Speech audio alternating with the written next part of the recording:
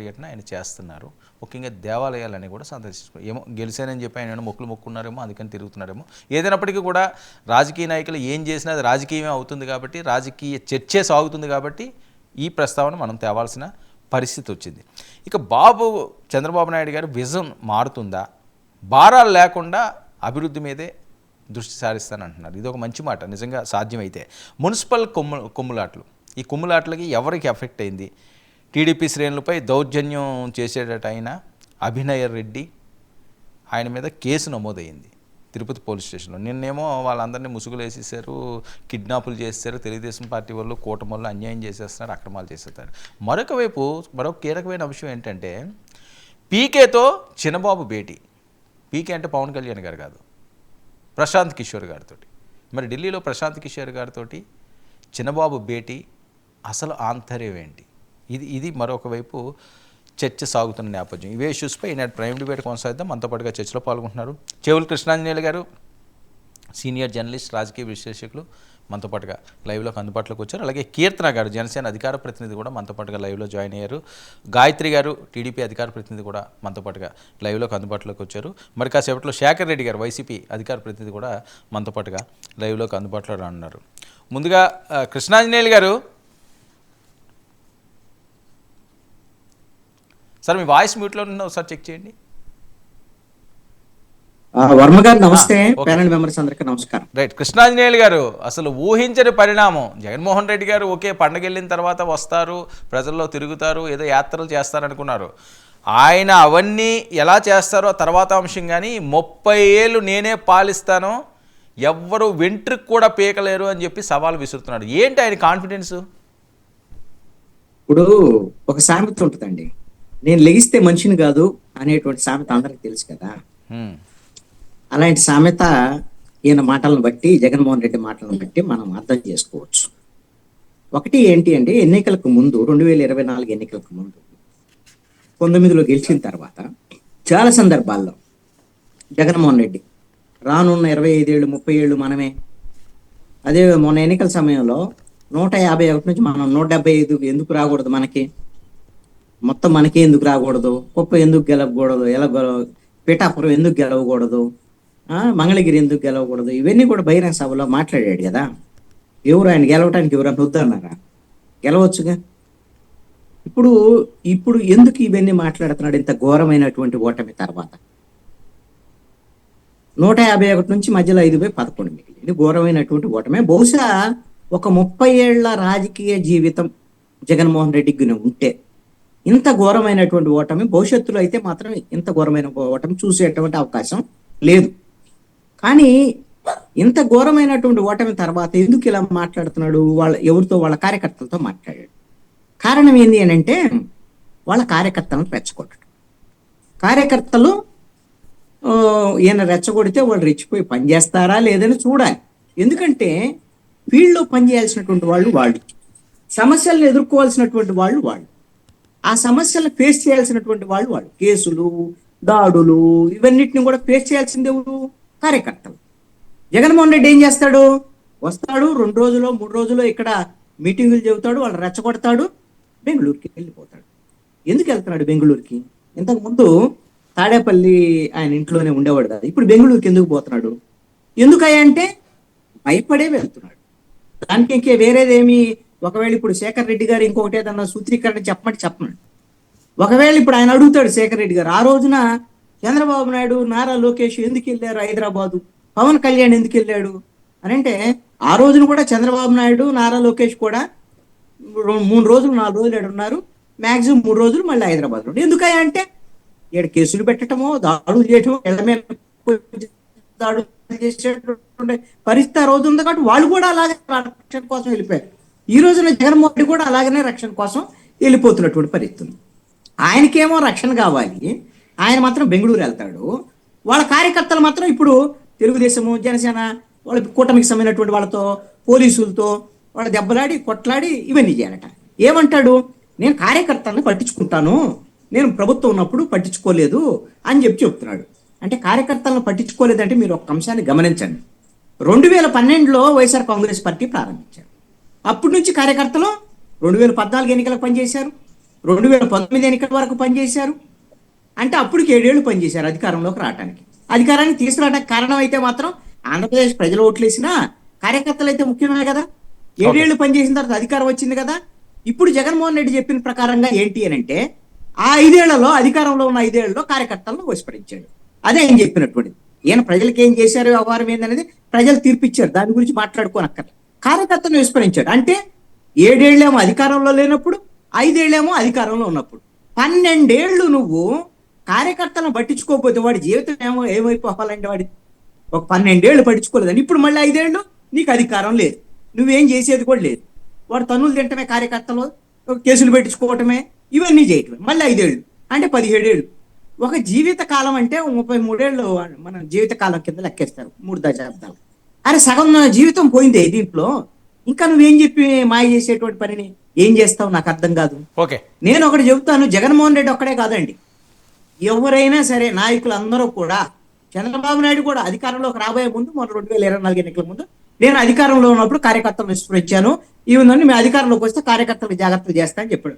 మొన్న చంద్రబాబు నాయుడు ఒక సందర్భంలో ప్రెస్ మీట్ లో చెప్పాడు, ప్రతి వాళ్ళు ఇదిగో నేను 10 ఓట్లు వేయించాను, నేను అక్కడ పని చేయించాను అని, ఇంకొకళ్ళు వచ్చి నేను ఇంత డబ్బులు ఖర్చు చేశాను, ఇంకోళ్ళు అమెరికా నుంచి వచ్చి నాకు పని చేశాను, ఇలాగ ప్రతి వాళ్ళు చెప్తా ఉంటారు. ఎవరికి ఏం చేయాలి ఏంది అనే దాని మీద ఆయన మాట్లాడారు. Okay, okay.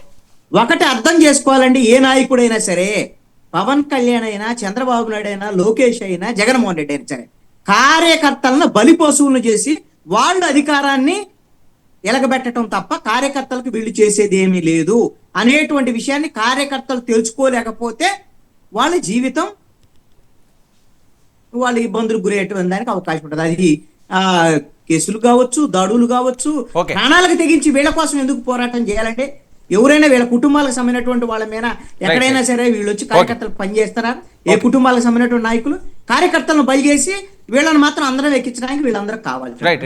ఈ విషయాన్ని కార్యకర్తలు అర్థం చేసుకో. ఓకే, ఓకే, ఒక్క నిమిషం కృష్ణాంజలి గారు వస్తారు మళ్ళీ మీ దగ్గరికి. ఒకసారి అసలు జగన్మోహన్ రెడ్డి గారు ఏం మాట్లాడారో ఒక్కసారి విందాము. శేఖర్ రెడ్డి కూడా జాయిన్ అయ్యారు కాబట్టి ఒకసారి ప్లే చేయండి అమ్మది. వైఎస్ఆర్ కాంగ్రెస్ పార్టీ బ్రతుకుతుంది, వైఎస్ఆర్ కాంగ్రెస్ పార్టీ ఈ రాష్ట్రాన్ని ఏలుతుంది అని కూడా ఈ సందర్భంగా చెప్తాను. మరో 30 సంవత్సరాలు ఏళ్తామని కూడా ఈ సందర్భంగా కూడా మరి గట్టిగా కూడా చెప్తాను.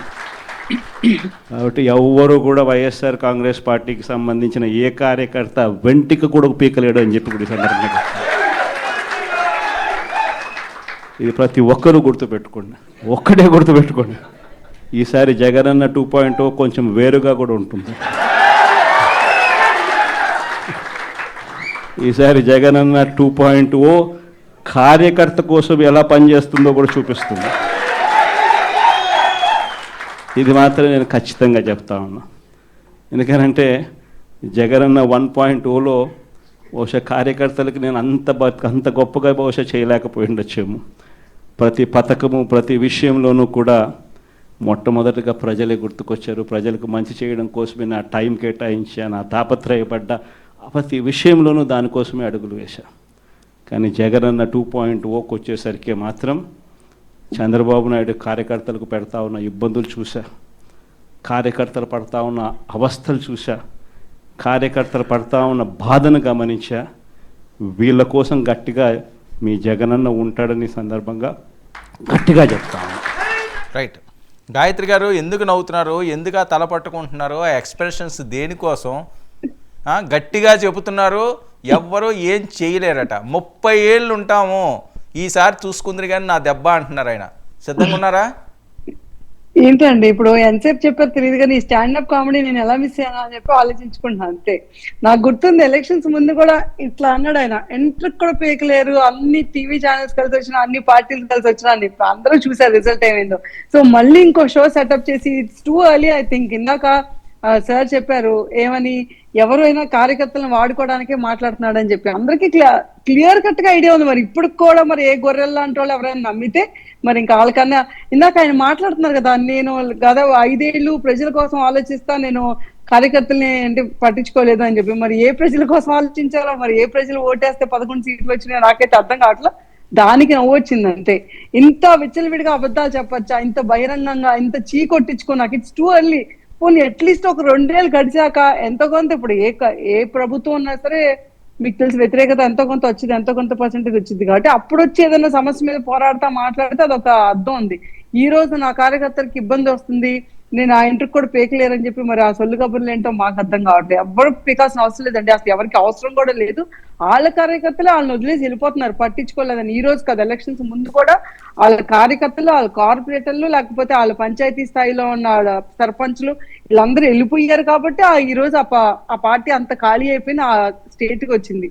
సో కొత్తగా వచ్చి మీరు వీళ్ళేదో పీకుతారు, ఎవరో ఏదో చేస్తున్నారని చెప్పి ఇట్లాంటి పిచ్చి మాటలు మాట్లాడటం, ఇంకోసారి స్టాండప్ కామెడీ, ఇలాంటి ఎన్ని స్టాండప్ కామెడీ షోస్ చేసినా సరే నాకు తెలిసి జనాలు కూడా నవ్వుల పాలు అవుతారు. జనాలు ఇప్పుడు ఇది చూసిన వాళ్ళు, ఇప్పుడు నేను ఎలా నవ్వుకుంటున్నానో అంటే టీడీపీ పార్టీలో ఉన్నాను కాదు కానీ ప్రజలు కూడా అంతే నవ్వుకుంటారు చూసి. ఏం చేశారని ప్రజల కోసం అని చెప్పి జనాలు నిజంగానే చేస్తుంటే అంత వ్యతిరేకత వచ్చిద్దా? అంత జనాలు ఎలా తీసుకున్నారంటే అపోజిషన్ తీసుకున్న దానికన్నా ఇంకా ఖచ్చితంగా తీసుకొని అగేన్స్ట్ జగన్ ఓటేశారు. మొన్న వచ్చింది యాంటీ జగన్ వేవ్, దారుణమైన యాంటీ జగన్ వేవ్. ఒక మనిషి వచ్చి మన ముందు ఇంటి ముందుకు వచ్చి ఈ ఒక్కసారికి సింగిల్ ఛాన్స్ అని చెప్పి అంటే ఏదో జాలిపడి గెలిపిస్తే రాష్ట్రాన్ని ఎంత దారుణంగా నాశనం చేస్తాడో జనాలు చూశారు. వాళ్ళ బతుకులు ఎంత దారుణంగా నాశనం అవుతాయో వాళ్ళు చూశారు. కాబట్టి నాకు తెలిసి ఇంకోసారి నమ్మరు, ఓటేరు. ఇలాంటి ముసలి కన్నీళ్ళు కాల్చిన, లేకపోతే ఇలాంటి పిచ్చి పిచ్చి స్టాండప్ కామెడీ స్టేట్మెంట్స్ ఇచ్చినా సరే ఎవరు పట్టించుకోరు. Yeah right. కీర్తన గారు,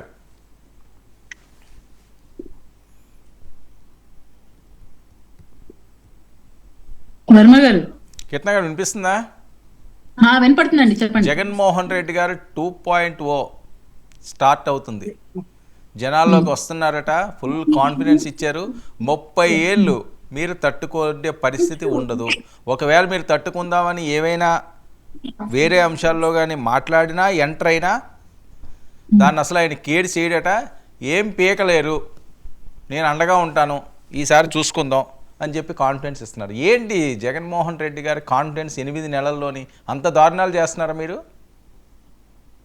బాగా స్ట్రెస్ గా ఉన్న లైఫ్ లోకి జగన్మోహన్ రెడ్డి గారు రేపులు ఇస్తే మాకు ప్రశాంతత వస్తుందని అనిపిస్తుంది సార్. నిజంగా నేను చాలా స్ట్రెస్ లో వచ్చాను, ఫాస్ట్ గా చాలా రిలాక్సింగ్ గా అనిపిస్తుంది. Thank you so much Venkata Reddy garu, Varma గారు అండ్ జగన్ గారు. మీకు వెంకటరెడ్డి గారు ఆయన కామెడీ మీకు నచ్చుతుంది కోసం. యాక్చువల్లీ ఏంటంటే ఉన్నవన్నీ ఆయనే పీకేసుకున్నాడు సార్. ఇంక కొదమాది ఒక వెంట్రుక లేదా మిగిలినట్టున్నది, దాన్నే పీక్కోమని చెప్పండి, మేము ఎందుకు పీకడం? ఎందుకంటే కార్యకర్తలకు ఉత్తేజపరచడం కోసం ఎలాంటి మాటలన్నా చెప్పొచ్చు, కానీ వాస్తవ రూపంలోకి వచ్చేసరికి ఎందుకు మన కార్యవర్గం, ఇప్పుడు ఆయనే ఒప్పుకున్నాడు నేను మీకైతే ఏమీ చేయలేదు అనేది, అది వాస్తవ రూపం. అందుకే కార్పొరేటర్లు అయినా, ఎమ్మెల్యే ఆస్పిరెంట్స్ అయినా, కార్యవర్గం అయినా ఒక్కొక్కరికి ఆయన వీడి వెళ్ళిపోతున్నారు. ఈ కార్యవర్గం ఎందుకు వీడుతుంది? పార్టీని నమ్ముకున్న వాళ్ళకి న్యాయం చేయకుండా, వాళ్ళకి అపాయింట్మెంట్ లేకుండా ప్రజల్ని కూడా ఇబ్బంది పెట్టమని. ఎస్పెషల్లీ మీరు గమనిస్తే ఈయన ఏ విధంగా మళ్ళీ 30 ఏళ్ళు పరిపాలిస్తారన్న మాట అంటున్నాడు సార్. ఏమన్నా అక్రమ జీవోలు ఏమన్నా ఆపేస్తాడా? లేదు అక్రమంగా దాడికి పాల్పడడం ఆపేస్తాడా? లేదు డోర్ డెలివరీ చేయడం ఆపేస్తాడా శవాలని?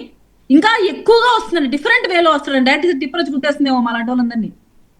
ఇంకా డిఫరెంట్ వర్షన్ లో వస్తానంటున్నాడు ఆయన. అంటే ఇప్పుడు ఈ వర్షన్ చూసే భయపడిపోయిన జనాలము, నెక్స్ట్ ఈయన వస్తానంటే ఎక్కడ టిప్పర్లు వస్తాయని భయపడాలి మేము. దారుణమైన టిప్పర్ ఏంటండి, అది ఎందుకు వచ్చింది మధ్యలోకి?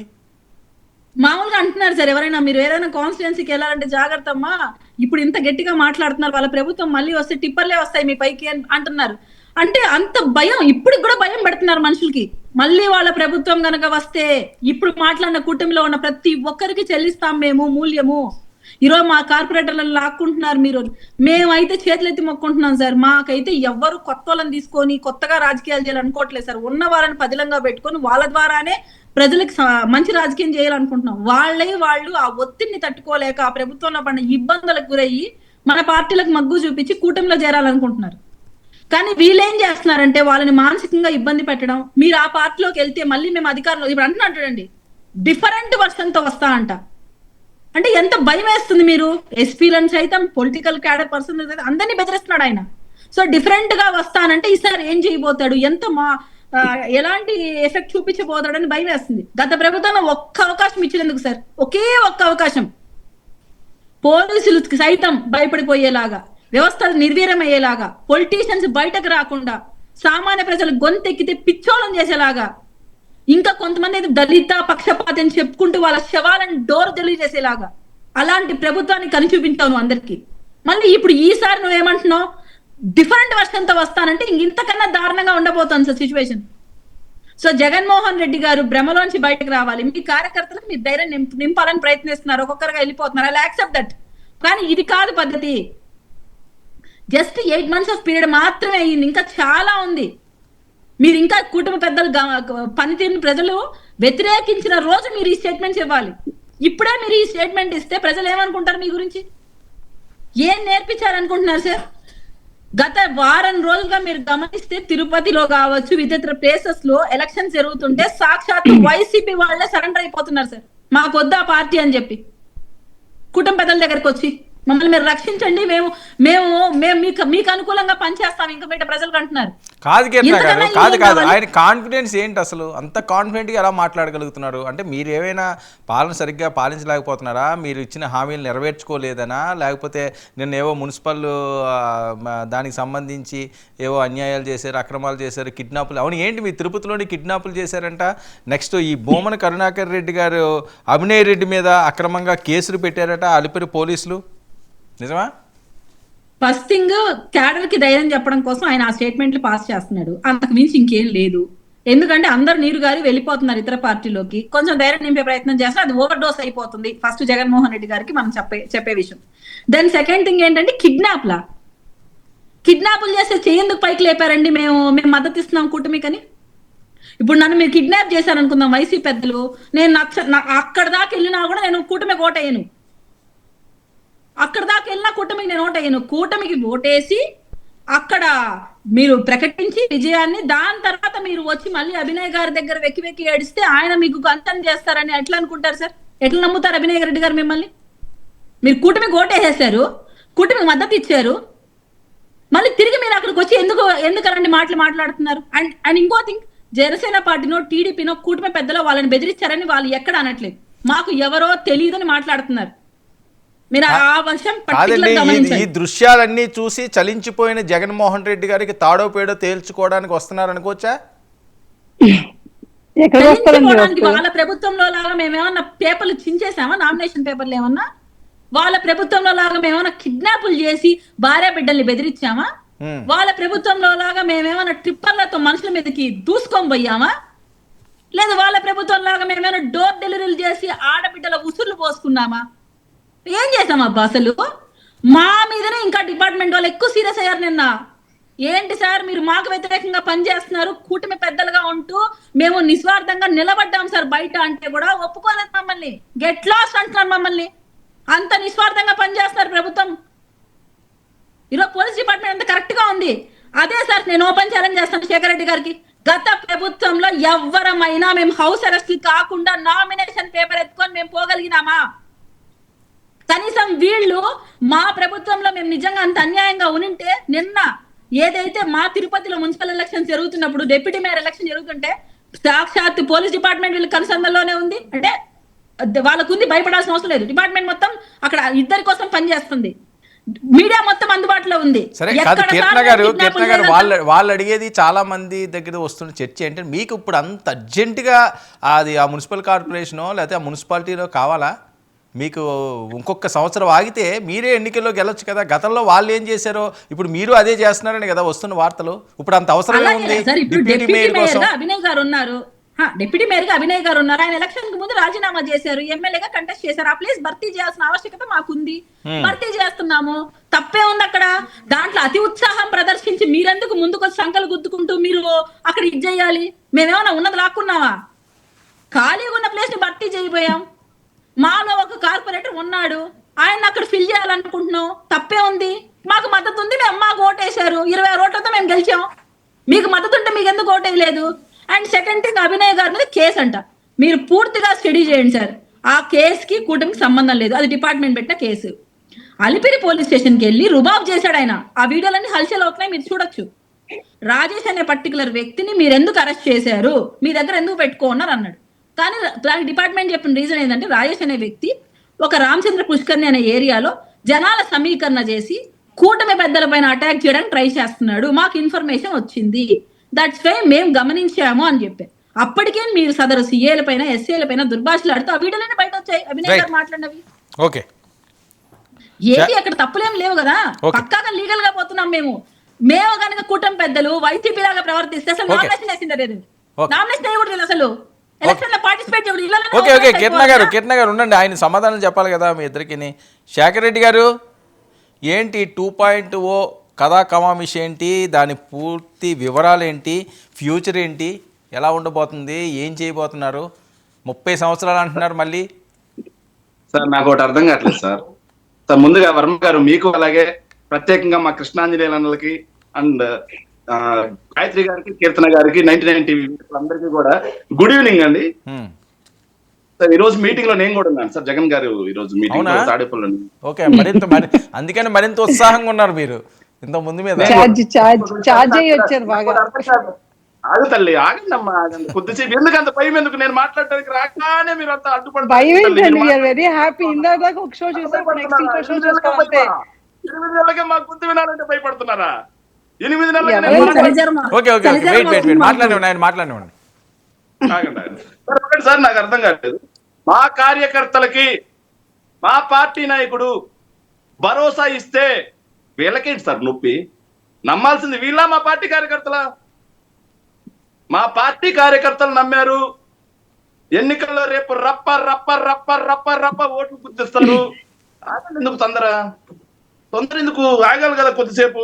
ఇంకోటి గాయత్రి గారు మాట్లాడుతూ స్టాండప్ కామెడీ అంట. స్టాండప్ కామెడీ అంటే ఏదో చెప్పనా సార్? ఎన్నికలకు ముందు నించొని సంపద నేను సృష్టిస్తా, సూపర్ 6 పథకాలు అమలు చేస్తా, అమెరికాని ఇండియాకి తీసుకొస్తా, ఏదైతే సింగపూర్ని ఇండియాకి తీసుకొస్తా, ఉద్యోగాల సంపద సృష్టించేస్తా, వెల్లువ ఇస్తా, కరెంట్ కూడా మీరే ఉత్పత్తి చేసుకుంటా, ఇలాంటి సొల్లు కబుర్లు చెప్పారు చూసినా, అది స్టాండప్ కామెడీ అంటే. ఈ రోజు మళ్ళీ సంపద ఎలా సృష్టించాలో నాకు తెలియట్లేదు, సంపద సృష్టిస్తేనే సూపర్ 6 చేయగలను నేను, మీ దగ్గర ఏదైనా ఐడియాలు ఉంటే చెవులో చెప్పండి అన్నాడు ఎట్లా పెట్టి. అది స్టాండప్ కామెడీ అంటే. జగన్ గారు చేసింది కాదు స్టాండప్ కామెడీ. కరోనా లాంటి పరిస్థితులు ఏ రోజు మీలాగా వెనక్కి పోలా, మీలాగా కామెడీ పీస్ మాటలు మాట్లాడాలా, మీలాగా సొల్లు కబుర్లు చెప్పాలా, మీలాగా ప్రజల్ని వంచన చేయాల, మీలాగా ప్రజల్ని మోసం చేయాల.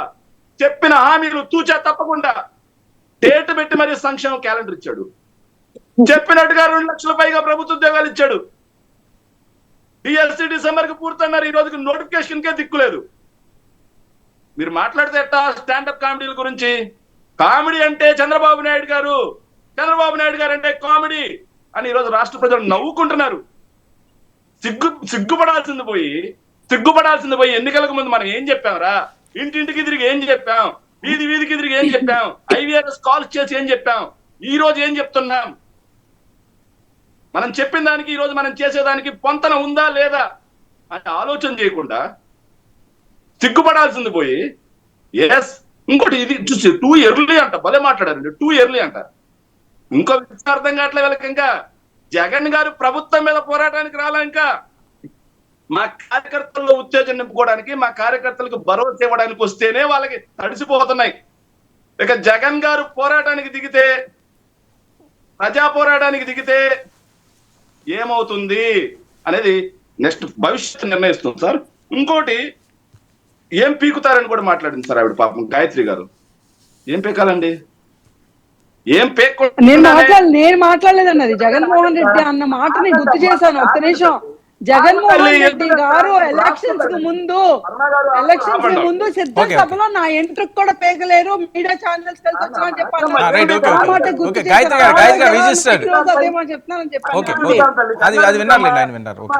ఎవరైతే ఈ 5 ఏళ్ల పాటు అనైతికంగా అప్రజాస్వామికంగా పోతారో వాళ్ళు అన్ని పీకుతాం. తల్లి కంగారు ఎందుకు? గానీ కంగారు పడకూడదమ్మా. ఎదురు చూస్తున్నాం మీరు ఎప్పుడు వచ్చి పీకుతారా అని చెప్పి. కంగారు పడొద్దు. కీర్తన గారు మాట్లాడుతూ పార్టీకి నమ్ముకున్న వాళ్ళు న్యాయం చేశారా అంటున్నారండి. సార్ పాపం ఎగిరి దంచారు సార్ ఈ జనసేన వాళ్ళు. కీర్తనమ్మ, రాయపాటి అరుణమ్మ, ఇంకోటి ప్రియా సౌజన్య గారు, వీళ్ళు మామూలుగా దంచలేదు సార్. ఎగిరి దంచారు సార్. కానీ పాపం పార్టీలో ఈ రోజు వరకు సార్ 8 నెలలు అయింది సార్, పార్టీ ఆఫీస్ గడప దొరకలేకపోతున్నారు వాళ్ళు.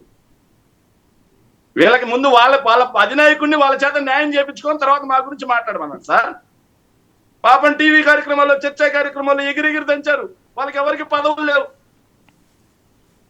వాళ్ళకి ఎవరికి పదవులు లేవు. ముందు మనం చూసుకోవాలి. మనకి మన నాయకుడు ఏమాత్రం చేస్తున్నాడు, మన ఎగిరెగిరి దంచాం, అప్పుడు దంచాం, ఇప్పుడు కూడా దంచుతున్నాం. రేపు మన భవిష్యత్తు ఏందని మనం ఆలోచన చేసుకున్న తర్వాత వేరే పార్టీ గురించి మాట్లాడాలమ్మా. అంత ఈజీగా మాట్లాడతట అక్రమంగా దాడి చేయడం అంట సార్. సార్ వర్మ గారు తిరుపతి అంశం గురించి కూడా మాట్లాడారు. నేను చెప్పాలి సార్ ఇది. సార్ ఏంటి సార్, మా పార్టీకి చెందిన 42వ డివిజన్ కార్పొరేటర్ గా ఉన్నటువంటి శేఖర్ రెడ్డి, ఆయన పేరు కూడా నా పేరండి, శేఖర్ రెడ్డి అనే అతని అపార్ట్మెంట్ ని కూలగొడతామని చెప్పేసి పోయి బెదిరించడం అక్రమం కాదు సార్, అత్యంత సక్రమం సార్. అది ముఖ్యమంత్రి గారి అధికారిక నివాసం అక్రమ కొంప, దాన్ని అధికారికంగా ప్రకటిస్తాం. కానీ వైఎస్ఆర్ కాంగ్రెస్ పార్టీకి చెందిన వాళ్ళు అన్ని కూడా అక్రమ నివాసాలు సార్. కాకపోతే ఏంటి సార్, చుట్టుపక్కల చాలా నివాసాలు ఉంటాయి సార్, కానీ అందులో ఒక్క వైఎస్ఆర్ కాంగ్రెస్ పార్టీ వాళ్ళది మాత్రమే అక్రమ నివాసం ఉంటుంది సార్, ఇంకెవరిది ఉండదు సార్. ఇవన్నీ అక్రమం కాదంట. భయం వేస్తుందంట సార్. మేము గడిచిన 5 సంవత్సరాల్లో భయపెట్టాలి అనుకుంటే అసలు మీడియా ముందుకు వచ్చి మాట్లాడగలుగుండే వాళ్ళ, మీడియా ముందుకు వచ్చి ప్రతి ఒక్కరు పిచ్చి కుక్కల్లా వాగుండే వాళ్ళ. సరే కాంట్రవర్సీ వద్దులేండి, కాంట్రవర్సీ వద్దు, మామూలు మాట్లాడండి ఎందుకు మళ్ళీ. నేను అడుగుతున్నాను సార్, నేను చెప్తున్నాను సార్, మీడియా ముందుకు వచ్చి సైకో అనగలిగే వాళ్ళు ముఖ్యమంత్రిని, మీడియా ముందుకు వచ్చి సాడిస్ట్ అనగలిగే వాళ్ళు ముఖ్యమంత్రిని మేము చేయాలి అనుకోని ఉంటే మేము ప్రజా 30 ఏళ్ళు టార్గెటా, 29 నుంచి 30 ఏళ్ళు అంతేనా సార్? డిపార్ట్మెంట్ మొత్తం అక్కడే ఉన్నారు సార్, డిపార్ట్మెంట్ మొత్తం అక్కడే ఉన్నారు సార్, డిపార్ట్మెంట్ మొత్తం అక్కడే ఉంది సార్. కాదండి, కాదు శేఖర్ నా మాట వినండి. కాదు శేఖర్, 29 నుంచి 30 ఏళ్ళ పాటు మనమే పాలిస్తామనా, లేకపోతే ఇది మధ్యంతరంగా ఈ ప్రభుత్వం కూలిపోతున్నది ఇప్పటి నుంచి స్టార్ట్ అయినా? సార్ మేము ఒక విషయం చెప్తున్నాం సార్, కూలిపోవాలని మేము ఎప్పుడు కోరుకోము. ఏ ప్రభుత్వాన్ని అంటే ప్రజా వ్యతిరేకత అంటున్నారు కదండి. నేను గత 2-3 డిబేట్లలో కూడా రెగ్యులర్ వైసీపీలో చెప్పేది ఏంటంటే ప్రజా వ్యతిరేకత, ప్రజా ఆగ్రహం గురవుతున్నది కూటమని కదా. ప్రజా వ్యతిరేక గురైనా, ప్రజా ఆగ్రహానికి గురైనా సరే మన భారతదేశ చట్టాల ప్రకారం అధికారంలో ఉన్న పార్టీని 5 ఏళ్ల పాటు వేగాల్సిందే, దించడానికి లేదు. మనదేమో బంగ్లాదేశ్ లాగా, మనదేమో పాకిస్తాన్ లాగా సైనిక పరిపాలన వచ్చే పరిస్థితి ఉండవుగా. ఎందుకండి చాలా దారుణాలు జరిగిపోతే ఏం చేస్తారు, రాష్ట్రపతి పాలన పెడతారు, మళ్ళీ ఎన్నికలు పెడతారు, ఏదన్నా జరగచ్చు కదా. ఇంత దారుణాలు తట్టుకోగలరు ఆంధ్రప్రదేశ్ ప్రజలు? మరి పొరపాటున బీజేపీ పార్టీ, జనసేన పార్టీ రెండు కలిసి బయటకు వచ్చి తెలుగుదేశం పార్టీని చీలిస్తే ఏమన్నా రాష్ట్రపతి పాలన ఏమన్నా వస్తుందేమో, కానీ మాకైతే అలాంటి కుట్రలు, వెన్నుపోట్లు, క్యాంపు రాజకీయాలకు మేము చాలా దూరం అండి. మేము ప్రజల ద్వారా ఓట్లు వేసుకునే వాళ్ళం. సో 30 ఏళ్ళు టార్గెట్, 30 ఏళ్ళు టార్గెట్. జగన్మోహన్ రెడ్డి గారు ప్రజాక్షేత్రంలోకి వస్తే తట్టుకోలేరు, అంతేనా? ప్రజాక్షేత్రంలోకి సార్ ఒకటి చెప్తున్నాను సార్, లోకేష్ గారు ఒక మాట అన్నారు. ఏమన్నారంటే సార్, ఏదైతే జాఫర్ గారు ఇంటర్వ్యూలో క్లియర్ గా అడిగారు సార్, సార్ మీరు ఇవన్నీ చెప్తున్నారు కదా, స్టేట్ బడ్జెట్ బాగాలేదు కదా, ఎలా ఇస్తారంటే మేము అన్ని లెక్కలు రాసామండి, ఆడిటర్ లాగా పిన్ టు పిన్ రాసుకున్నాం సార్, మొత్తం ప్రింట్ చేశాం సార్, నేను చదువుకున్నాను సార్, నేను చదువుకొని హామీలు ఇచ్చాను సార్. ఓకే, ఒకవేళ నేను నెరవేర్చకపోతే నా కాలర్ పట్టుకోండి సార్ అన్నారు. ఈ రోజు సార్ ఆగండి సార్, 1 minute టైం, ముగ్గురు మాట్లాడే కదా సార్, సమయం ఏంటి సార్ దయచేసి.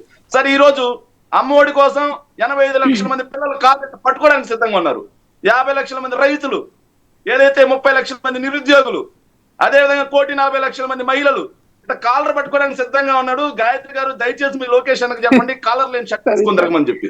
ఓకే అండి,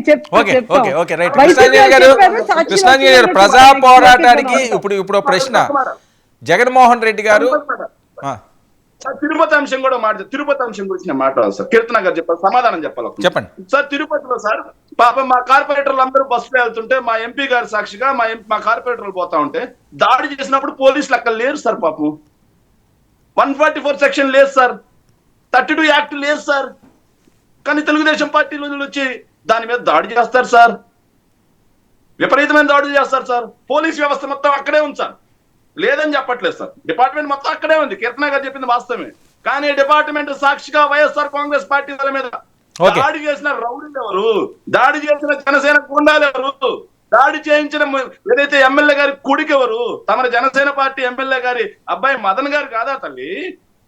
అప్రజాస్వామికం కాదా తల్లి? అది కాదా హింసించడం తల్లి? అది కాదా దౌర్జన్యం తల్లి? ఆలోచన చేసుకోవాలి సార్. ఒక్క స్థానం గెలుచున్నారు పుట్టగోస, అక్కడ 48 స్థానాలు వైఎస్ఆర్ కాంగ్రెస్ పార్టీ గెలిస్తే ఒక్క స్థానం గెలిచిన వాళ్ళు. ఇస్తాను, మళ్ళీ ఉండండి, వాళ్ళు కంప్లీట్ చేయండి, మళ్ళీ మీరు చెప్పారు కదా. ఏమైతుంది సార్? కృష్ణాంజలి గారు, ఎవడు భయపడాలి? కృష్ణాంజలి గారు డైరెక్ట్ గా ఒక ప్రశ్న అండి, ప్రజా పోరాటానికి జగన్మోహన్ రెడ్డి గారు వస్తే క్వశ్చన్ మార్క్ ఏం జరగబోతుంది? ఏమండి, ప్రజా పోరాటాలకి ప్రజల తరపున మాట్లాడటానికి పోట్లాడటానికి రావాల్సినటువంటి బాధ్యత జగన్మోహన్ రెడ్డి మీద ఉంటుంది.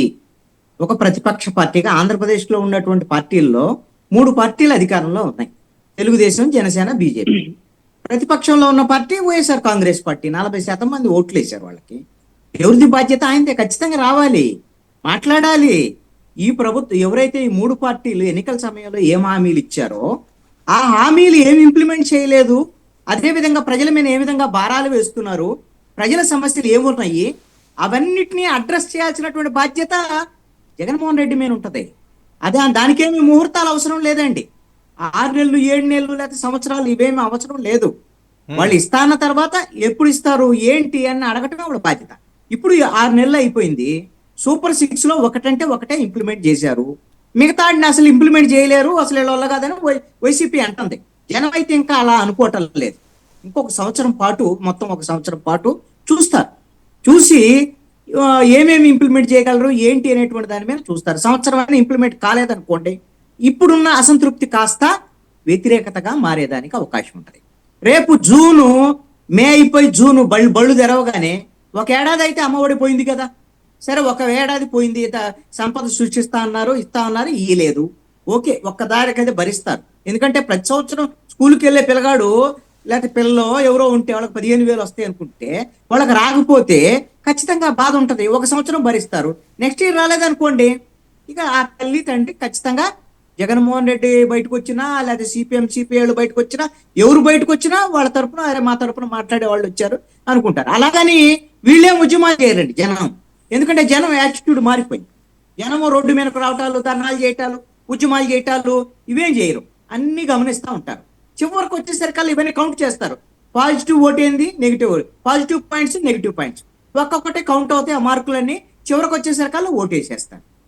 ఇక్కడ నేను ఒకటి చెప్పగలను, బయటికి గిన వచ్చి ప్రజల తరపున ప్రజల సమస్యలు గిన మాట్లాడటం అనేది గిన జరిగితే ఖచ్చితంగా ప్రజలు వైఎస్ఆర్ కాంగ్రెస్ పార్టీకి దగ్గర అవుతారు. ఆల్రెడీ వాళ్ళకి 40% ఓట్లు ఉన్నాయి కదా, ఓకే, వీళ్ళకి 55% కాదండి. మున్సిపల్ ఎఫెక్ట్ ఎవరికి ఎక్కువ ఎఫెక్ట్ ఉంటుంది? మున్సిపల్ దాంట్లో ఏవో కిడ్నాపులు చేశారు, చాలా దారుణాలు చేశారు, అవసరం లేని దాని మీద వీళ్ళు అనవసరంగా వేలు పెట్టారు అనుకోవచ్చా? ఇక్కడ ఒక అంశం అండి, అసలు ఏ అధికార పక్షమైనా సరే స్థానిక సంస్థల ఎన్నికలకు సంబంధించి సర్పంచ్లైనా, మున్సిపాలిటీ అయినా, ఎంపీడీసీ, జెడ్పీడీసీ అయినా, కార్పొరేషన్లు అయినా మాకే రావాలి అనేటువంటి ధోరణి అసలు ఏ రాజకీయ పార్టీకైనా అధికార పక్షానికి ఇదొక చెడ్డ లక్షణం అయితే వచ్చిందండి. ఇప్పుడు వైఎస్ఆర్ కాంగ్రెస్ పార్టీ 2019లో గెలిచిన తర్వాత ఎన్ని రకాల ఎన్నికలు జరిగాయో అన్ని రకాల ఎన్నికలు ఎలా చేశారు ఏంటని అనేక సందర్భాల్లో మనం చర్చించాం. దాంట్లో అసలుకి ఇక ప్రజాస్వామ్యం అనే మాట ఇప్పుడు ఆయన లాయర్ లాగా వాదిస్తున్నారు కదా శేఖర్ రెడ్డి గారు. ఎందుకంటే ఇప్పుడు వాళ్ళు సమస్యలో ఉన్నారు కాబట్టి వాళ్ళు లాయర్ లాగా వాదిస్తారు. అప్పుడు ఇప్పుడు వీళ్ళేం జడ్జిలాగా తీర్పులు ఇచ్చేస్తారు అధికారంలో ఉన్నవాడు. ఇక్కడ వాళ్ళు 5 ఏళ్ళు ఏం చేశారు? సర్పంచ్ ఎలక్షన్ వచ్చినా, ఎంపీటీసీలు వచ్చినా, జెడ్పీటీసీ వచ్చినా ఇష్టారాజ్యంగా 85%, 86% మాకే ఓట్లు వేశారు, మా నాయకులు వచ్చేసారని జగన్మోహన్ రెడ్డి చెప్పుకున్నాడు. మరి 2024 ఎన్నికలు వచ్చేకల్లా ఆ ఎంపీటీసీ, జెడ్పీటీసీలు, సర్పంచులు, municipal corporation YSR Congress party వాళ్ళే. వాళ్ళ ప్రకారంగా చూస్తే వాళ్ళకి 175 కూడా వస్తాయండి. మరి ఎందుకు రాలేదా అంటే వాళ్ళు కూడా మీకు ఓటేయలా, వాళ్ళు కూడా మీకు ఓటేయమని చెప్పాలా, వాళ్ళు కూడా వైఎస్ఆర్ కాంగ్రెస్ పార్టీని వ్యతిరేకించారు. మరొక కీలకమైన అంశం ఏంటి, పవన్ కళ్యాణ్ గారు సౌత్ పర్యటన ఏంటి? దేవస్థానాలు సందర్శించుకుంటారు అంటున్నారు, గత కొన్ని రోజులుగా సైలెంట్ గా ఉన్నారు. ఏదైనా కొత్త వ్యూహమా? ఇది వారాహి డిక్లరేషన్ ఏదైతే తిరుపతిలో జరిగిందో దానికి కొనసాగింపు కార్యక్రమము. బీజేపీ రోడ్ మ్యాప్, పక్కా రోడ్ మ్యాప్ ఇచ్చింది. బీజేపీతో పొత్తులోనే ఉన్నాడు పవన్ కళ్యాణ్. ఇదేమి నెగిటివ్ వర్డ్ ఏం కాదండి. బీజేపీతోనే పొత్తులో ఉన్నారు. ఎప్పుడు 2024 ఎన్నికల కన్నా ముందు నుంచి 2019 ఎన్నికలు అయిపోయిన వెంటనే బీజేపీతో పొత్తులోకి వెళ్ళాడు. కాబట్టి 2024 ఎన్నికలకు కూడా ఆయన వాళ్ళ రోడ్డు మ్యాప్ అడిగాడు. ఆ రోడ్ మ్యాప్ అనుగుణంగానే వెళ్ళినటువంటి పరిస్థితి. ఇప్పుడు కూడా బీజేపీ ఒక రోడ్ మ్యాప్ ఇచ్చింది. అయ్యా పవన్ కళ్యాణ్, నువ్వు సినిమా యాక్టర్ గా చాలా మంచి పాపులారిటీ ఉంది, సౌత్ ఇండియా మొత్తం కూడా నిన్ను బాగా ఉపయోగించుకుంటా, నీకు కూడా అవకాశం ఇస్తాం ఖచ్చితంగా. ఆంధ్రప్రదేశ్ లో నీకు భవిష్యత్తులో ముఖ్యమంత్రి అవుతావు కాబట్టి నీకు ఆ అష్యూరెన్స్ మేము ఇస్తాం, మిగతా రాష్ట్రాలు మాకు ఉపయోగపడు. కాబట్టి కేవలం సినిమా యాక్టర్ మాత్రమే కాదు, మా ఎజెండా ఏదైతే ఉందో, ఏది బీజేపీ ఎజెండా, హిందుత్వ ఎజెండాను కూడా నువ్వు తీసుకో. ఆ విధంగా సనాతన ధర్మాన్ని కాపాడేటువంటి ఒక సనాతన ధర్మకర్తగా ఆయన వారాహి డిక్లరేషన్ ఇచ్చాడుగా. దీంట్లో మొహమాటం ఏమి లేదు, తప్పు కూడా ఏం కాదు. ఆయన బీజేపీ ఎజెండా అయినప్పుడు బీజేపీ వాళ్ళ సొంతంగా జనసేన కూడా మేము సనాతన ధర్మానికి నష్టం జరుగుతుందని పవన్ కళ్యాణ్ అభిప్రాయపడ్డాడు, వాళ్ళందరికీ సపోర్ట్ చేసే విధంగా ఉన్నాడు. కాబట్టి సౌత్ ఇండియా మొత్తం కూడా అన్ని రాష్ట్రాల్లో, మొన్న మహారాష్ట్ర ఎన్నికలకు వెళ్ళి ప్రచారం చేశాడు, సానుకూలమైనటువంటి ఫలితాలు వచ్చినాయి ఎన్డీఏకి బీజేపీకి. రేపు పొద్దున తమిళనాడులో ఎన్నికల ప్రచారం చేస్తాడు, ఆ తర్వాత కర్ణాటకలో చేస్తాడు, అవసరమైతే కేరళకు కూడా తీసుకుపోతారు. ఇక కాబట్టి సౌత్ ఇండియా మొత్తాన్నిలో ఆయన ఒక సినిమా ఫిల్మ్ యాక్టర్ గా, అదే విధంగా ఒక మంచి జనసేన యువ నాయకుడిగా, మూడవది సనాతన ధర్మకర్త. ఇవన్నీ కూడా కలిసి వచ్చేటువంటి అంశాలే. ఈ ఎజెండాని మరింత బలోపేతం చేసుకునే దిశగా పవన్ కళ్యాణ్ వెళ్తున్నాడు. ఇది తప్పు రైట్ అనేది ఏముండదండి, రాజకీయాల్లో సక్సెస్ అవటమే ముఖ్యం. కాబట్టి పవన్ కళ్యాణ్ సక్సెస్ దిశగా అడుగులు వేస్తున్నాడు. అది సనాతన ధర్మాన్ని వ్యతిరేకించేటువంటి వాళ్ళందరూ ఇది తప్పు పవన్ కళ్యాణ్ అంటారు, సనాతన ధర్మాన్ని అనుకూలంగా ఉండేవాళ్ళు మొత్తం కొంతమంది పవన్ కళ్యాణ్ మద్దతు ఇచ్చేదానికి అవకాశం. ఓకే, కీర్తన గారు ఏంటి సౌత్ పర్యటనల సారాంశం ఏంటి? శేఖర్ రెడ్డి మాట్లాడి కొన్ని అంశాలు. ముందు ఆయన చేసిన పెద్ద కామెడీ గురించి మాట్లాడతాను సార్. కూటమి పెద్దలు కామెడీ చేస్తున్నారంట. శేఖర్ రెడ్డి గారు అసలైన సిసలైన కామెడీ ఏం చెప్పనా, అధికారంలోకి రాగానే సిపిఎస్ వారం రద్దు చేస్తానని చెప్పాడు చూడు, దానికి సజ్జల గారు బయటకు వచ్చి ఆయన ఏదో అవగాహన లేకుండా చెప్పాడు, ఆయన్ని కూడా మీరు పట్టించుకుంటారన్నారు చూడు, అదొక కామెడీ. అది హైలైట్ అయిన కామెడీ మీ ప్రభుత్వంలో. దెన్ సెకండ్ థింగ్ ఏం సార్, కేంద్ర మెడల్ వంచి ప్రత్యేక హోదా సాధిస్తానని చెప్పి అధికారంలోకి రాగానే వాళ్ళు మెజార్టీతో గెలిచారు, మేమేం చేయలేకున్నాము అని చేతులు ఎత్తేసాడు చూడు, అది అసలు సిసలైన కామెడీ. దాని తర్వాత హైలైట్ కామెడీ ఏం చెప్పనా, every year job calendar release చేస్తారని మీ వైసీపీ క్యాలెండర్ రిలీజ్ చేశారు. మీరు ఇట్లా చేతులు పట్టుకొని every year YCP job calendar కాకుండా వైసీపీ క్యాలెండర్ రిలీజ్ చేశారు. ఎంతకన్నా కామెడీ చేసే పార్టీలు అయితే ఎక్కడ ఈ రాష్ట్ర రాజకీయాలు నేనైతే చూడలా. మీరు మళ్ళీ కూటమి గురించి మాట్లాడుతున్నారు అండ్ హాఫ్ ఆఫ్ సబ్జెక్ట్ తెలుసుకొని వస్తారు. మీరు తిరుపతి డిప్యూటీ మేయర్ ఎలక్షన్ గురించి దాడి చేస్తుంటే ఏం చేస్తుంది డిపార్ట్మెంట్, దాడి చేస్తుంటే ఏం చేస్తుంది కూటమి పెద్దలు, దాడి చేస్తున్నది మాకు సంబంధం లేదు. అండ్ పట్టుబడి ఏడ్చిన కార్పొరేటర్లు ఎవరైతే అభినయ్ గారు చెప్తున్నారో వాళ్ళు కూడా చెప్తున్నారు, వాళ్ళు మన తిరుపతికి సంబంధించి లీడర్స్ కారు, వాళ్ళు ఎవరో కూడా నాకు తెలియటం లేదు. మీరు కొట్టుకొని వచ్చి మధ్యలో కూటమి పెద్దలు ఎందుకంటారు, మాకేం సంబంధం, మీ వైసీపీ వాళ్ళే కొట్టుకొని అల్లాడారు ఆధిపత్య పోరుతో మీ పార్టీలో, మధ్యలో మాకేం సంబంధం. అండ్ సెకండ్ థింగ్ ఏంటంటే దాడుల సంస్కృతి ఆరని కుటుంబం చేస్తుంది, ఆరని మదన్ అని చెప్తున్నారు. నేను ఒక 1 year నుంచి వాళ్ళ ఫ్యామిలీని చూస్తున్నాను, 1 year కాదు దాదాపు దశాబ్దాలుగా చూస్తున్న ఫ్యామిలీని కార్పొరేటర్స్ ఎవరైతే వైసీపీలో ఉన్నారో అటువంటి వాళ్ళు మా పార్టీలో ఇప్పుడు జాయిన్ అయ్యి ఉన్నారు. అండ్ వాళ్ళ పార్టీలో గెలిచిన కార్పొరేటర్ ఇప్పుడు మా పార్టీలో జాయిన్ అయ్యారు. 1 year లో నాకు ఆర్ఎన్ ఫ్యామిలీ గురించి తెలిసిన దానికన్నా మీ అభినయ్ గారి కుటుంబం గురించి వైసీపీ గురించి తెలిసిన వాళ్ళు ఎక్కువ మంది ఉన్నారు. వాళ్ళే చెప్తున్న మాటలు మీరు విన్నారు. సో ఎవరు గోండాలు, ఎవరు రౌడీజం చేస్తున్నారు, ఎవరు ఏంటి అనేది మీరు డిసైడ్ చేసుకోండి. ఎందుకంటే 1 year లో నేను గమనించినంత వరకు వాళ్ళు మృదు స్వభావులు, అట్లాంటి వ్యవహారాలంతా వాళ్ళు చేసి నేను చూడలేదు. కొట్లాటలు పోవడాలు, రౌడీజం చేయడాలు అట్లా చేస్తే అసలు ఇంట్లో నుంచి మీరు బయటకు రాకూడదు కదా. మీరు బయటకు వస్తారు కదా, బయటకు వచ్చి మీ వాళ్ళందరూ పోలీస్ స్టేషన్ మీద దాడికి పాల్పడ్డారు కదా. సో ఆరని కుటుంబం ఏంటి, భూమన్ అభినయ్ వాళ్ళ కుటుంబం ఏంటనేది మనకు అక్కడే అర్థమైపోతుంది. అండ్ మీ దగ్గర నుంచి వచ్చిన కార్పొరేటర్లు ఒక్కరు కూడా 1 సంవత్సరం 2 సంవత్సరాల కుటుంబంతో అనుభవం ఉన్న వాళ్ళు కాదండి. 40 ఏళ్ల నుంచి వాళ్ళతో సన్నిహితంగా ఉంటూ వాళ్ళ కుటుంబంతో రిలేషన్ వాళ్ళు వచ్చారు మా పార్టీలోకి ఈరోజు. సో అనే రైట్ కూడా మీకు లేదు. అలాంటి రౌడీ రాజకీయాలు కూటమి కానీ తిరుపతి ఎమ్మెల్యే ఆర్ఎన్ శ్రీనివాస్ గారు కానీ వాళ్ళ కుమారుడు కానీ ఎంకరేజ్ చేయట్లేదు. First clarity thing. అండ్ మీరేంటంటే మా మీద జాలి పడుతున్నారు, మాకు పదవులు రాలేదని. అండ్ నేను కూడా జాలి పడుతున్నాను. గొంతు చించుకొని వచ్చిన మీ చాలా మంది అధికార ప్రతినిధులు గత ప్రభుత్వంలో పదవులు లేక కూర్చున్నారు, వాళ్ళకి అడిగి మీరు ఇప్పించండి అన్న. ఒక టర్మ్ అయిపోయింది, నెక్స్ట్ టర్మ్ కూడా వస్తుంది. ఇప్పటికి కూడా వెంకటరెడ్డికి పదవి లేదు, ఇప్పటికి కూడా రాజీవ్ అతనికి పదవులు లేవు, నాగార్జున యాదవ్కి లేవు. ఆయన తర్వాత వచ్చిన నువ్వు వచ్చావు ఈ మధ్య, నీకు పదవి లేదు. ఆ ఎర్ర ప్రకటన ఏం పేరు, ఆయన పేరు మా పార్టీలో జాయిన్ అయ్యాడు, ఆయనకు లేదు. మాకు సంపాదించుకోండి అయ్యా, మీ మీద మీరు కన్సర్న్ చూపించుకోండి, మాకు మళ్ళీ చెప్తున్నారు. అండ్ పవన్ కళ్యాణ్ గారి గురించి సార్ అయితే వైరల్ ఫీవర్ తో సఫర్ అవుతున్నారు సార్. అట్ ప్రెసెంట్ అయితే కొంచెం ఆయన రెస్ట్ లో ఉన్నారు, ఆయనకు ఆరోగ్యంగా ఇబ్బందిగా ఉంది కాబట్టి కొంచెం దూరంగా ఉన్నారు సార్. దాని తర్వాత ఆయన కార్యాచరణ పార్టీ అప్డేట్ చేస్తున్నప్పుడు మేము చెప్తాం సార్. అండ్ కృష్ణాంజలి గారు చెప్పింది అయితే కరెక్ట్ గా నేనైతే నమ్ముతాను. ఎందుకంటే ఆయనని ఒక charismatic star plus crowd puller, అలాగే ఆయన రాష్ట్ర రాజకీయాల్లో ఈ రోజు ఎంత కీలకంగా ఉన్నారో చూస్తున్నారు. ఆయన ఎక్కడ అడుగు పెడితే అక్కడ దశ దిశ మారిపోతున్నాయి. మొన్న మీరు ఎలక్షన్ లో కూడా చూసారు, సెంట్రల్ ఆయన వెళ్ళి క్యాంపెయినింగ్ చేసినప్పుడు. సో అటువంటి వ్యక్తిని ఎవరైనా కావాలని కోరుకుంటారు, అందులో ఆశ్చర్యం ఏమీ లేదు. ఈ రోజు కూటమి పెద్దలే కోరుకున్నప్పుడు బీజేపీ పెద్దలకు ఆయన గురించి ఇంకా అర్థం కాదా? మేరే సాత్ పవన్ హై అని చెప్పిన పవన్ కళ్యాణ్ గారిని కూటమి పెద్దలు ప్లస్ అలాగే సెంట్రల్ కూడా ఆయన ఒక రోల్ మోడల్ గా కీ రోల్ లో చూపించాలనుకోవచ్చు. ఆయనకి ఇంకా పెద్ద పదవులు ఇవ్వచ్చు. రాబో రోజులు ఆయన ఇంకా ఎన్నో శిఖరాలు అధిరోహిస్తారు సార్, అదైతే డౌట్ లేదు. అండ్ నేను అది పూర్తిగా కృష్ణాంజలిలో ఐక్యభవిస్తాను సార్. ఓకే, ఇప్పుడే వచ్చిందండి ఒక లేటెస్ట్ అప్డేట్ ఒకటి. అంబటి రాంబాబు గారు కీలక వ్యాఖ్యలు చేస్తున్నారు. ముద్రగడను చంపే ప్రయత్నం జరుగుతుందట, చంపడానికి అతను వచ్చాడట ఆ దాడి చేయడానికి. మరి పవన్ కళ్యాణ్ ఎందుకు ఖండించలేదు? ఘటనపై చర్యలు తీసుకోవాలని ఆయన డిమాండ్ చేస్తున్నాడు. పవన్ కళ్యాణ్ గారు ముద్రగడ గారి మీద స్పందించాలని ఏమైనా రెస్పాండ్ అవుతారా? నాకు చిన్న డౌట్ సార్, ఏమైనా సింపతి కోసం వీళ్ళే ఏమైనా ప్లాన్ చేస్తున్నారా పాపం, ఏమైనా అది గమనించాలి. ఎందుకంటే నాకే భయం వేస్తుంది, వీళ్ళ రాజకీయాలు నాకు ఆ పులివెందల్లో చూశాను కాబట్టి. బాబాయ్ కోసము కొంచెం ముద్రగడ గారిని జాగ్రత్తగా ఉండమని, అంకుల్ మీరు జాగ్రత్తగా మీ ఆరోగ్యం చూసుకోండి, ముందస్తుగానే ఏమైనా మీ పక్క మీ సెక్యూరిటీ టీమ్స్ మీరు ఏర్పాటు చేసుకోండి, వీళ్ళేదో చేస్తారని నమ్మకండి. వీళ్ళైతే కుటుంబ పెద్దలకు మీరు సహాయం కోరండి, మేము ఖచ్చితంగా మీకు సహాయం చేయడానికి సంసిద్ధంగా ఉన్నాము. ముద్రగడ గారు ఖచ్చితంగా మేము మీ ప్రాణాలు కాపాడుకోవడం మాకు ఫస్ట్ థింగ్. ఎందుకంటే వీళ్ళకి సింపతీలు శవాల కోసం ఎత్తుక్కుంటూ ఉంటారు, ఇలా మాకు చిన్న భయం కూడా ఉంది, అది గమనించాలి. ఇంకోటి సార్, ఏందో ఎగరేద్దాం అంటున్నాడు సార్. ఎక్కడి నుంచి సార్? బెంగళూరు నుంచి సార్, లేకుంటే ప్యారిస్ నుంచా ఏళ్తాడినా? నాకు చిన్న డౌట్. జగన్మోహన్ రెడ్డి గారు ఏలేస్తాను 30 ఏళ్ళు అంటున్నారు. ఎక్కడి నుంచి? బెంగళూరు నుంచి వెళ్తాడా లేకుంటే ప్యారిస్ నుంచి వెళ్తాడా? ఎందుకంటే ఏపీలో అయితే ఉండట్లేదు, అసెంబ్లీకి అయితే రావట్లేదు, ఎక్కడి నుంచి వెళ్తాడు?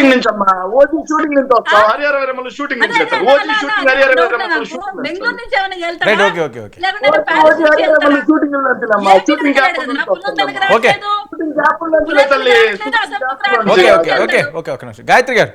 గాయత్రి రెస్పాండ్.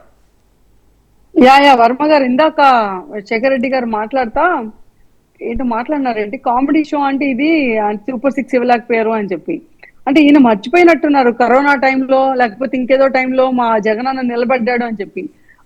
చిన్న ఇన్స్టెంట్స్ గుర్తు చేస్తాను. అప్పుడు హుద్దుద్ అప్పుడు కానీ లేకపోతే రీసెంట్ గా జరిగిన ఫ్లడ్స్ అప్పుడు కానీ చంద్రబాబు నాయుడు గారు ఎలా వ్యవహరించారు, ఎలా నిలబడ్డారు, ఎలా 24 hours ఆయన బాధ్యత తీసుకొని విక్టిమ్స్ దగ్గరే ఉండి అన్ని అయినా సరే లాస్ట్ లెగ్ వరకు ఫుడ్ జారలేదు, చాలా మందికి ఇంకా కూడా వెళ్లాల్సిందని చెప్పి ఆయనే ఆనెస్ట్ గా వచ్చి చెప్పటం, లేకపోతే అక్కడ వర్క్ చేయన అంటే ఎంప్లాయీస్ ని కానీ అందరినీ కాల్ అవుట్ చేయటం, ఇలా ఏ రోజైనా జగన్మోహన్ రెడ్డి గారు చేయటం చూసారా? ఎల్జీ పాలిమాస్ కేసు జరిగి అక్కడ కొంతమంది చనిపోతే గ్యాస్ లీక్ అయితే ఎయిర్పోర్ట్ లో దిగి మనిషి అంతే జస్ట్ ఆ ఎయిర్పోర్ట్ లో అరగంట స్పెండ్ చేశాడు. ఆ యాజమానులు పిలిచి సరే ఇలాగే ఇవ్వండి, అంతే అయిపోయింది. మళ్ళీ తిరుగుటపాలో ఫ్లైట్ ఎక్కేసి మళ్ళీ వచ్చేసాడు. అంటే ఇంత బాధ్యత లేకుండా ఉండే ఒక లీడర్ ని నాకు తెలిసి ఏపీ చరిత్రలో ఎక్కడ చూసి ఉండరు. అలాంటి జగన్మోహన్ రెడ్డికి ఈయన ఎలివేషన్ చేయటం మేము నమ్మటం. ఇందాక ఒక మాట అన్నారు, ఏమని సూపర్ 6 మేము ఇవ్వలేము అని చెప్పి చంద్రబాబు నాయుడు గారు చెప్పారని. యాక్చువల్ గా సాక్షి పేపర్ లో కూడా ఇదే వేస్తున్నారండి, చెప్పు తీసుకొని కొట్టాలి సాక్షి పేపర్ ని అని చెప్పి అనిపించేలాగా. ఎందుకంటే ఆ రోజు బాబు గారు పెట్టిన దాంట్లో నేను ఒట్టి వెల్ఫేర్ మీద మాత్రమే కాన్సన్ట్రేట్ చేస్తే ఉన్న ఫెసిలిటీస్ అన్ని వెల్ఫేర్ మాత్రమే పెడితే మనకి రెవెన్యూ ఆగిపోయిద్ది, మనకి ఇండస్ట్రియలైజేషన్ ఆగిపోతుంది. సో నేను 2 కాళ్ళ మీద నిలబడాలి, నడవాలి, సమానంగా బ్యాలెన్స్ చేయాలి. కాబట్టి రెండింటిని బ్యాలెన్స్ చేసుకుంటూ వెళ్తున్నాను.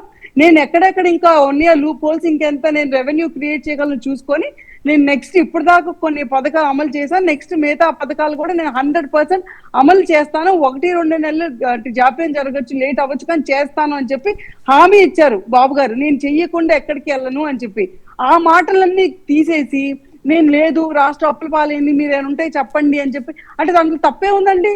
ఆయన ఒక్కైనా మేధావి కాదు, రాష్ట్రంలో చాలా మంది మేధావులు ఉన్నారు, అందరి దగ్గర చాలా సలహాలు ఉంటాయి.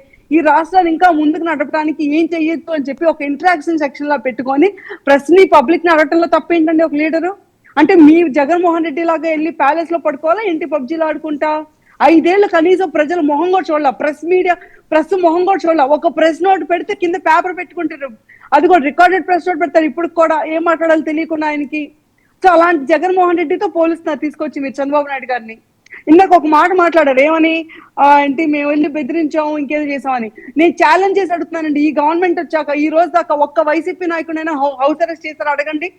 మేము వాళ్ళ వైసీపీ గవర్నమెంట్ వచ్చినప్పటి నుంచి ఎన్నిసార్లు మమ్మల్ని హౌస్ అరెస్ట్ చేస్తారు, మా ఇంటి కింద ఎన్నిసార్లు పోలీసులు కూర్చున్నారు అందరికీ తెలుసు. ఎవరిని అడిగినా చెప్తారు, పబ్లిక్ ని మా ఇంటి పక్కన అడిగినా చెప్తారు. ఎలా విసికించారో పోలీసులు అప్పట్లో అని చెప్పి, వీళ్ళు అబ్యూస్ చేసినట్టుగా, వీళ్ళు వాడుకున్నట్టుగా పోలీసులు కానీ ఇతర గవర్నమెంట్ సంస్థలు కానీ నాకు తెలిసి ఏ గవర్నమెంట్ వాడు ఉండదు. ఈ రోజు ఎంతో డెమోక్రటిక్ గా ముందుకెళ్తుంటే ఇది కూడా వీళ్ళకి నొప్పి వచ్చింది. ఇందాక ఎలక్షన్స్ గురించి మాట్లాడుతున్నప్పుడు ఒక్కటి నేను చెప్తాను, ఎమ్మెల్సీ ఎలక్షన్స్ ఒక్క నిమిషం ఆగండి. ఎమ్మెల్సీ ఎలక్షన్స్ ఎప్పుడు జరిగినాయి? గాయత్రి 1 minute మీది కాదు, ఎమ్మెల్సీ ఎలక్షన్స్ కృష్ణాంజనేయులు గారు ఏదో చెప్తున్నారు, ఒక్క నిమిషం మీకే ఇస్తాను. కృష్ణాంజనేయులు గారు చిన్న సబ్మిషన్ అండి. గాయత్రి గారు ఒక మంచి మాట చెప్పారు కదా. గాయత్రి గారు ఏమంటున్నారు, ఏమండి ఇప్పుడు మేము సలహాలు అడిగితే తప్ప జనాన్ని మేధావులు ఉండారు రాష్ట్రంలో ఉండేటువంటి వాళ్ళని. ఎలక్షన్ అప్పుడు ఏం చెప్పారు చంద్రబాబు నాయుడు, మేము సంపద సృష్టిస్తాము, జగన్మోహన్ రెడ్డి అప్పులు చేశాడు 12 లక్షల కోట్లు, కానీ మేము సంపద సృష్టించి ఈ స్కీములన్నీ సంక్షేమ పథకాలన్నీ ఇంప్లిమెంట్ చేస్తాం, డెవలప్మెంట్ చేస్తాం. ఓకే, 6 నెలలు అయిపోయింది, 7 నెలలు అయిపోయింది.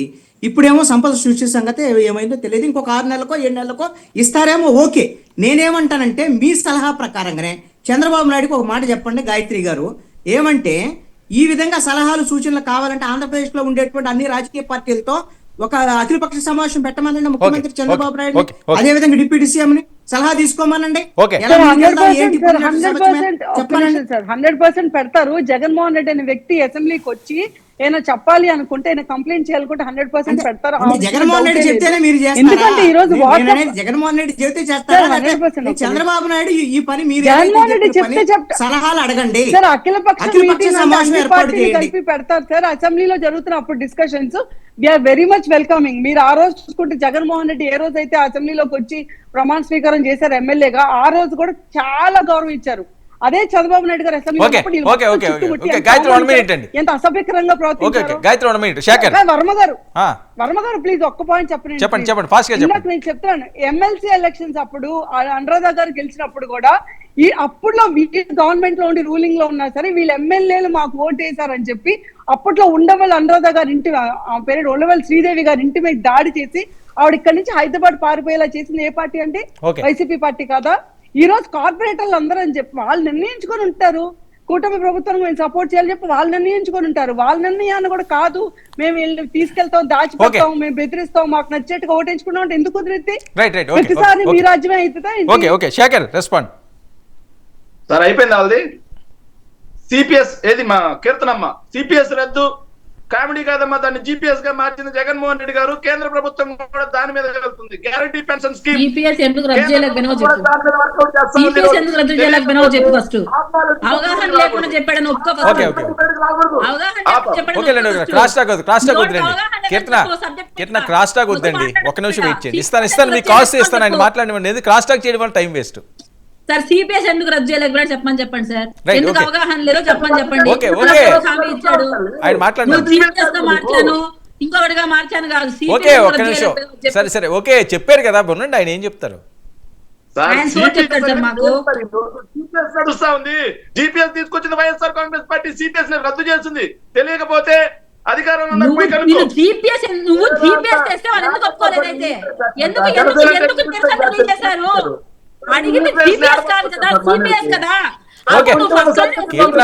వినండి, మీకు ఇస్తారు. ఆయన మాట్లాడి మీరు మాట్లాడేది కానీ టైం వేస్ట్, క్రాస్ టాక్ చేయడం. ఓకే రాసుకోండి, మీరు నోట్ చేసుకోండి.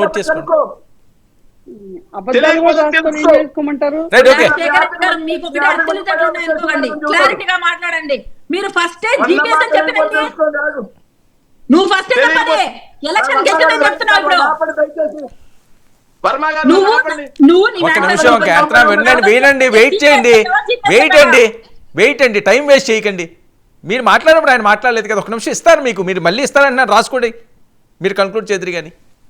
సార్ ఒక విషయం, పయ్యావుల కేశవ్ గారు ఆర్థిక మంత్రి, తెలుగుదేశం పార్టీ, వీళ్ళకి సంబంధించినటువంటి కూటమిలో ఉన్న అతనే. ఆయన అడగండి. సరే ఓకే, ఆయన అడుగుతారండి, మీరు మాట్లాడండి, మీరు కంటిన్యూ సరేనండి, కంటిన్యూ చేయండి, దాని మీద మాట్లాడతామా? జాబ్ క్యాలెండర్ అండి, జాబ్ క్యాలెండర్. మేము జాబ్ క్యాలెండర్ అని చెప్పి 2,36,000 ఉద్యోగాలు ఇచ్చాం. ఒక్క ఉద్యోగం నోటిఫికేషన్ ఇలా ఒక్కటి. ఓకే నెక్స్ట్ మళ్ళీ మాట్లాడుతా ఉన్నారు. ఇంకో విషయం గాయత్రి గారు మాట్లాడుతూ ఇంకో మాట చెప్పండి. గాయత్రి గారు మాట్లాడుతూ నెక్స్ట్ ఇంకోటి, ఏదైతే పవన్ కళ్యాణ్ గారు ఎక్కడ అడుగు పెడితే అక్కడ మార్పు అంటండి. పాపం నిజంగానే మార్పండి. పవన్ కళ్యాణ్ గారు అడుగు పెట్టారు, సీజ్ ద షిప్ అన్నారు. ఈ రోజు మైలవరంలో వార్త, మీ మంత్రే మీ పవన్ కళ్యాణ్ గారికి అత్యంత అనుంగ మిత్రుడే. శాఖ ఏందో తెలుసండి, సివిల్ సప్లైస్, నాదెండ్ల మనోహర్ గారి శాఖ. ఇంతకు ముందు కేజీలు బియ్యం తరలేయంట, ఇప్పుడు బస్తాలు గుటకాయ స్వాహ అంటున్నారంట సార్. బస్తాలే. దేవిని ఉమా గారు రాశారు, పాప ట్వీట్ చేశారు, ఏందా ఈ దారుణం, ఇంతకు ముందు కేజీలు పోయి ఇప్పుడు బస్తాలు గుటకాయ స్వాహ అని. సీజ్ ద షిప్ అని వీళ్ళు చేసేటువంటి దాని వెనక ఆంతర్యం ఏంటో తెలుసా సార్? మా కమిషన్లు మాకు ఇచ్చిన తర్వాత మీరు కేజీలు అక్కర్లేదురైనా డైరెక్ట్ గా బస్తాలే చేసుకోండి అని చెప్పి చెప్పడం ఉన్నటువంటి విషయం అనమాట. ఇంకోటి, జగన్మోహన్ రెడ్డి గారు ప్రెస్ మీట్ పెట్టలేదమ్మా. జగన్మోహన్ రెడ్డి గారు ప్యాలెస్ అని చెప్పారు కదా మీరు, ఆ ఇంట్లో నుంచి బయటకు రాలేదమ్మా. కానీ ఈ రోజు చంద్రబాబు నాయుడు గారు కరకట్ట కొంప నుంచి బయటకు వస్తున్నారు, ప్రెస్ మీట్లు పెడుతున్నారు. కానీ సూపర్ 6 లేదమ్మా, మీరు చెప్పిందే. కానీ ఉద్యోగాలు లేవమ్మా, మీరు చెప్పిందే. కానీ ఎక్కడా కూడా ఇబ్బంది పడతా ఉన్నారమ్మా ప్రజలు మొత్తం. ఉచిత ఇసుక దొరకమ్మా, మద్యం ఏరులై డిబేట్ కి వచ్చారా, బుర్రకథ చెప్పడానికి వచ్చారండి? డిబేట్ చెప్పేసి మాట్లాడండి, బుర్రకథ చెప్పేసి చెప్తారు ఎందుకు? పెడతానే ఉన్నారు శేఖర్ రెడ్డి గారు ఇక్కడే ఆడియన్స్ బుర్రకథలు వినడానికి. పెడతానే ఉన్నారు. సూపర్ 6 ఊసే లేదు. శేఖర్ రెడ్డి గారు ఆడియన్స్ ఎవరు లేరు బుర్రకథలు వినడానికి, నమ్మడానికి. పెడతానే ఉన్నాడు. ఒక్క పెట్టుబడి రాలా. దావోస్ పోతే ఒక్క పెట్టుబడి రాలేదంట. ఊపుకుంటా ప్రెస్ మీట్లు మాత్రం పెడతానే ఉన్నారు తల్లి.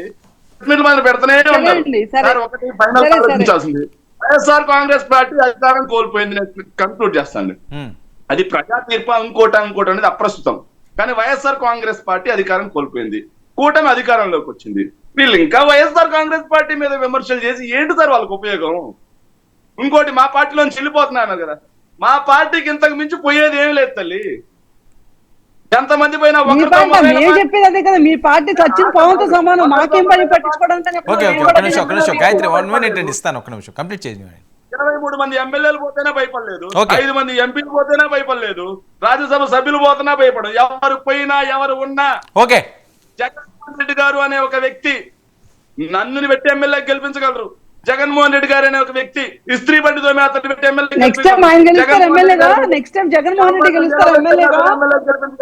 సత్తా ఉన్న క్యాండిడేట్ జగన్మోహన్ రెడ్డి గారు.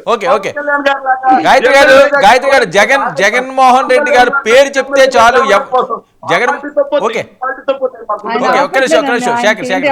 గాయత్రి గారు జగన్మోహన్ రెడ్డి గారు పేరు చెప్తే చాలు ఎవరైనా గెలుస్తారని కాన్ఫిడెన్స్ చూపిస్తున్నారు వాళ్ళు. ఎప్పుడండి ఎక్కడ మార్స్ లో గెలుస్తారా లేకపోతే జూపిటర్ లో గెలుస్తారా? మరి భూమి మీద ఆంధ్రప్రదేశ్ లో అయితే గెలవరు.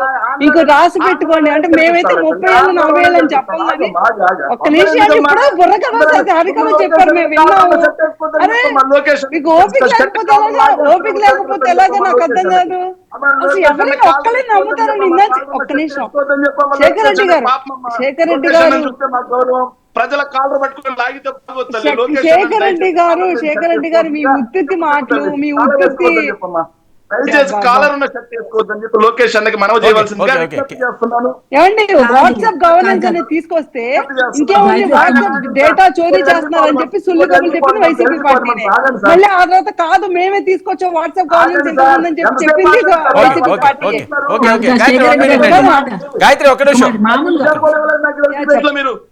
ఆయన ఆపే కదండి, అసలు ఆయన ఆపకుండా నాన్ స్టాప్ ఏంటి సోది గురించి. సార్ ఎంతసేపు మా విజయవాడ వరదల గురించి మాట్లాడారు సార్. అగ్గిపెట్టెలకి, జనరేటర్లకి, కొవ్వొత్తులకి ఎన్ని కోట్లు ఖర్చు పెట్టారో ఒకసారి ఆలోచన చేయాలా? 300 రూపాయలకి పులిహార ప్యాకెట్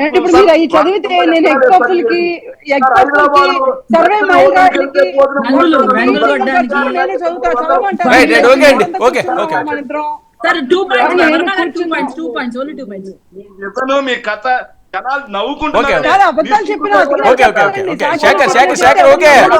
శేఖర్ అన్ని చెప్పారు కదా, ఒక నిమిషం రెస్పాండ్. సార్ అవగాహన లేకుండా జగన్మోహన్ రెడ్డి సరే ఒక్క నిమిషం శేఖర్ వినండి. శేఖర్ క్రాస్ టాక్ వద్దు, శేఖర్ ఒక్క నిమిషం క్రాస్ టాక్ వద్దు. ఆవిడ ఏం చెప్తారు వినండి, మీకు ఇచ్చాను కదా అవకాశం. ఒక్క నిమిషం ఆవిడ ఏం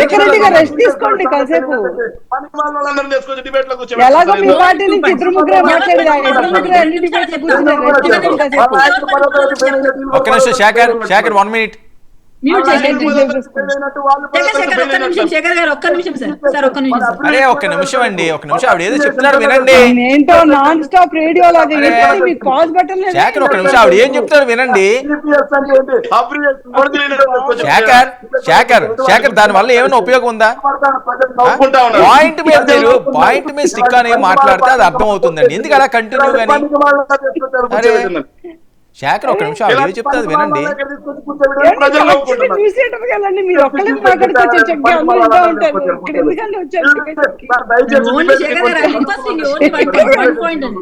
శేఖర్ గారు సాక్షి నేను రిక్వెస్ట్ చేస్తున్నాను, పనికొస్తారు బాగా. ఒక పాయింట్ మిమ్మల్ని చేశారు, ఒక పాయింట్ అంటే ఏమనను. టైం వేస్ట్ అవుతుంది. ఒక్క నిమిషం శేఖర్ టైం వేస్ట్. ఒకసారి మ్యూట్ చేయండి శేఖర్ గారిని. సార్ నా 280 పాయింట్స్ నేను ఏం మాట్లాడాను? సరే వినండి, ఆవిడ ఏం మాట్లాడుతుంది వినండి. పద్ధతి ఉండాలి కదా, పద్ధతి ఉండాలి కదా. సరే ఒక్క నిమిషం. ఓకే సరేలేండి, ఓకే మీరు పద్ధతిగా ఒక్క నిమిషం ఆగండి. పోనీ మీరు పద్ధతిగా ఆగండి, ఒక్క నిమిషం ఆగండి పద్ధతిగా. సార్ మాకు శేఖర్ గారు మీరు సలహాలు ఇస్తున్నారు కదా, ఒక్క నిమిషం అడగండి సార్. అరే ఆవిడ ఏం చెప్తున్నది వినండి, రీచ్ అవ్వట్లేదు. ఒక క్వశ్చన్ అడుగుతారు, మీరు పనికొచ్చేవాళ్ళు కదా, ఒక క్వశ్చన్ అడుగుతాను. అవగాహన లేకుండా సిపిఎస్ రద్దని చెప్పాడు జగన్మోహన్ రెడ్డి అని చెప్పిన వ్యక్తి సజ్జల. అంటే మీ ఓడు ఎవరైతే మీరు దేవుడని పూజించుకున్న జగన్మోహన్ రెడ్డి గారికి అవగాహన లేదా? ఆయనకి ఏమి లేకుండా హామీ ఇచ్చాడు. అండ్ సెకండ్ పాయింట్, మీరు లోకేష్ గారు కాలర్ లైన్ సెట్ చేస్తున్నామన్నాడు కదా.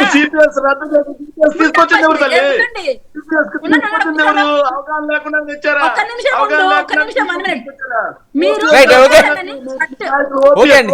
Thank you so much Shekhar Reddy garu, జస్లో పాలన, థ్యాంక్ యూ కీర్తన గారు, థ్యాంక్ యూ గాయత్రి గారు, థ్యాంక్ యూ కృష్ణాంజనేయులు గారు. ఇది ఇవాళ prime debate. Stay tuned 99 news.